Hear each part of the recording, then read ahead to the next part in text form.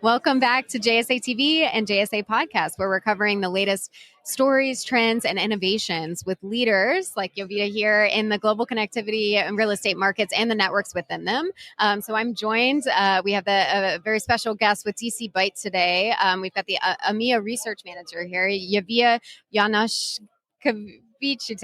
I tried. And so I'm very excited to chat with you, Jovita. Of course, DC Byte is a data center leader reimagining the future of the availability of in-depth industry market intelligence. So very interesting guest for us today to chat with. So it's your first time on JSA TV, and we'd like to just hear a quick introduction, if you don't mind, a little bit about what you do for DC Byte and what led you to pursue a career in the data center industry. Absolutely. So first of all, thank you so much for having me. My name is Jovita Januskeviciute, and I work as EMEA research manager. My primary focus is to ensure the accuracy and the quality of the data within EMEA region, as well as to align the research methods across the different teams. And I'm also managing the team of 8 analysts based in EMEA and 2 analysts in the Americas as we are building on our data sets in that moment. And being completely honest, I haven't really pursued a career in the data center industry. I was working in a small business at residential property. And at that time, I was looking for graduate equivalent business analyst roles.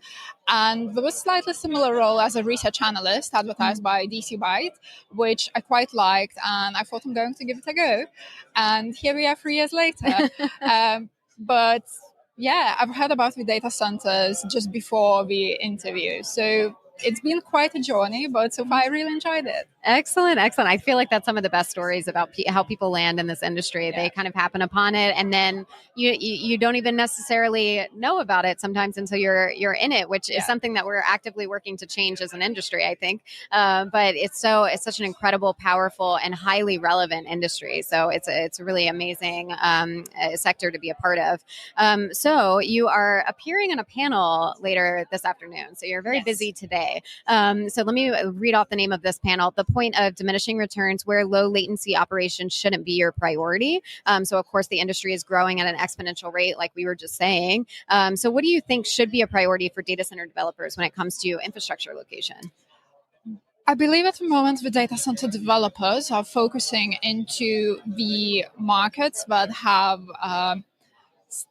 still have availability of large land plots, as well as, and more importantly, a huge availability of power in there, as that sort of secures them the opportunities to scale up in the future. Having so many markets across Europe suffering from power constraints, we would expect that this trend is continuing to remain, where the data center operators will be trying to grab powered land in lower latency regions.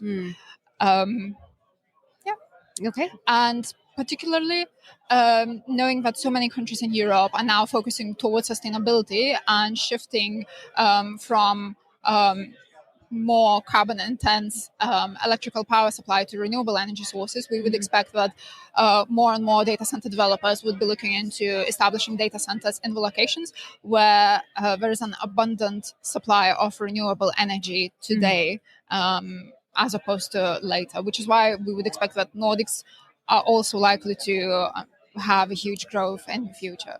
Okay, perfect. Well, definitely check out that panel if you're here on site, the point of diminishing returns. Okay, last question. So how can infrastructure owners effectively navigate decision-making processes, and what role does data center intelligence play, which is a hot topic at the industry today, or at the conference this week, in facilitating such transitions? What trends do you predict there for the near future? Well, lately we've started noticing trends that more and more data center operators started acquiring land plots outside of the traditional data center clusters, whether that's in prior called secondary markets or within the same primary markets, but in the regions where availability zones are not created just yet. So we are trying to attract the demand to the new locations, as although a lot of data center developers would like to be in the popular traditional data center clusters, unfortunately, there are power limitations. So we would expect some of the demand to shift to the new regions.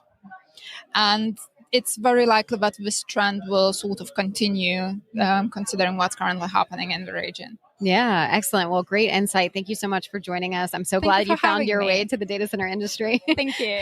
And thank you, viewers, for joining us today for this discussion with DC Byte. Jovita here. And stay tuned. More coming your way. Happy networking.